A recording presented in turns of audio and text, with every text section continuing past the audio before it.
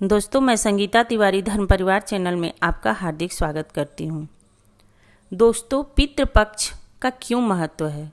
आखिर पितृ हैं कौन? पितृपक्ष में कौन कौन सी सावधानियाँ रखनी चाहिए और तर्पण श्राद्ध कौन कर सकता है और कौन नहीं कर सकता, ये सारी बात बताएंगे। लेकिन आपसे निवेदन है कि आप वीडियो को अंत तक सुनें। दोस्तों, हमारे परिवार के जिन पूर्वज का देहांत हो गया है उन्हें हम पितृ कहते हैं। जब तक मृतक लोग को मोक्ष नहीं मिल जाता वो लोग सूक्ष्म लोक में रहते हैं। ऐसा माना जाता है कि सूक्ष्म लोक में पितृ के रूप में रहते हैं और अपने परिवार को आशीर्वाद देने पितृपक्ष में धरती पर आते हैं। जो व्यक्ति इन 15 दिनों में अपने पूर्वज अपने पितृदेवता का सम्मान करता है, उनका श्राद्ध तर्पण भोजन पूजा आदि करता है, उन्हें शुभ आशीर्वाद प्राप्त होता है। घर के संतान पक्ष की उन्नति होती है। सभी संकट घर से समाप्त हो जाते हैं। घर में मांगलिक कार्य शुरू हो जाते हैं।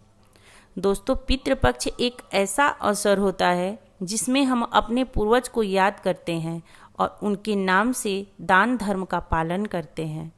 हम पूजा आराधना करते हैं और लोगों का सहायता करते हैं। जिन पूर्वज का संपत्ति हम अपने जीवन में प्रयोग कर रहे हैं, जिनके कर्म धर्म से और आशीर्वाद से हमारा जीवन चल रहा है, उनके लिए हमें अपना कर्तव्य अवश्य निभाना चाहिए। दोस्तों, पितृपक्ष में जो 15 से 16 दिन की अवधि होती है वह बहुत मूल्यवान होती है। इसमें पितरों की कृपा प्राप्त करने के लिए, आशीर्वाद प्राप्त करने के लिए किन किन सावधानियों का ध्यान देना चाहिए वो जान लेते हैं। दोस्तों, पितृपक्ष में हमें नियमित रूप से जल अर्पित करना चाहिए। दक्षिण दिशा के तरफ मुंह करके हाथ में कुशा घास लेके पीतल के लोटे में शुद्ध जल काली तिल डाल के जल अर्पित करें। दोपहर 11:30 से 12:30 बजे के बीच का समय सर्वोत्तम होता है। जिस दिन पूर्वज की देहांत की तिथि होती है, दोस्तों तारीख नहीं, आप कोई भी तिथि मनाइए पूर्वज का तो डेट से नहीं मनाइए, तिथि से मनाइए। हिंदी कैलेंडर में आप अपना ज्ञात करके तिथि से मनाइए। उस दिन अन्न और वस्त्र का जरूर दान करें। उस दिन किसी ब्राह्मण या निर्धन व्यक्ति को भोजन भी कराना चाहिए।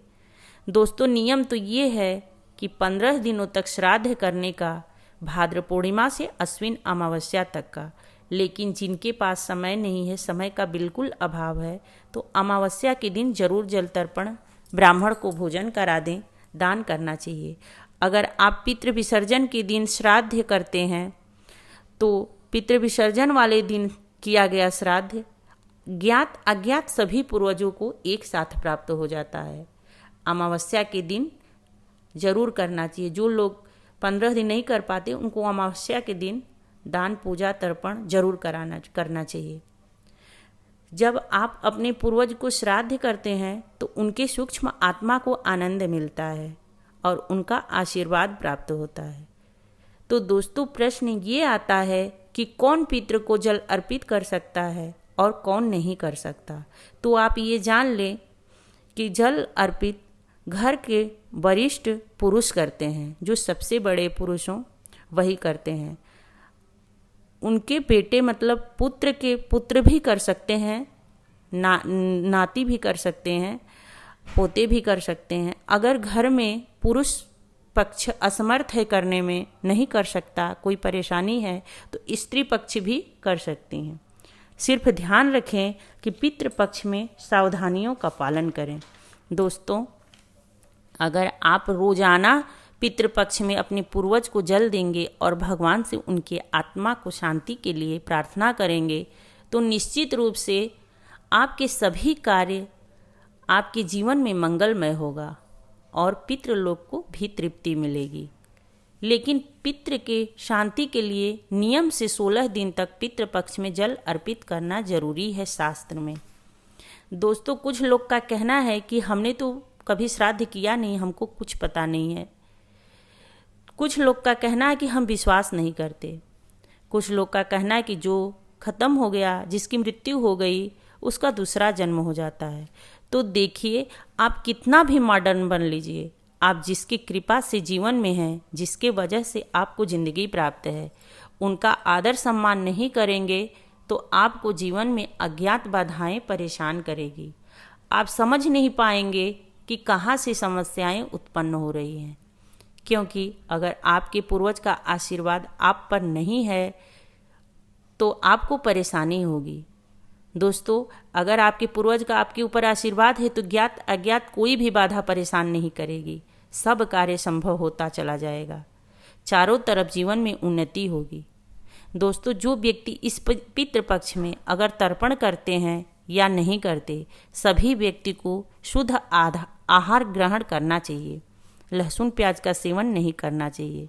पितृपक्ष एक ऐसा शुद्ध है समय है, इतना अच्छा समय होता है, जो व्यक्ति शाकाहारी भोजन करके अपने पितृ देवता को आत्मा से ध्यान करके क्षमा प्रार्थना कर ले, तब भी उनका पितृदोष समाप्त हो जाता है। दोस्तों, मांसाहारी भोजन का परित्याग कर देना चाहिए, जीव जंतुओं की सेवा करनी चाहिए, अपने बड़े का आदर करें, गरीबों को और ज़रूरतमंद को गुप्त दान करें। दोस्तों, गुप्त दान का मतलब दान थोड़ा हो या ज़्यादा बहुत गोपनीय रखें, क्योंकि 10 लोगों से अपना महिमा मंडन ना करें कि हम बड़े दानी हैं।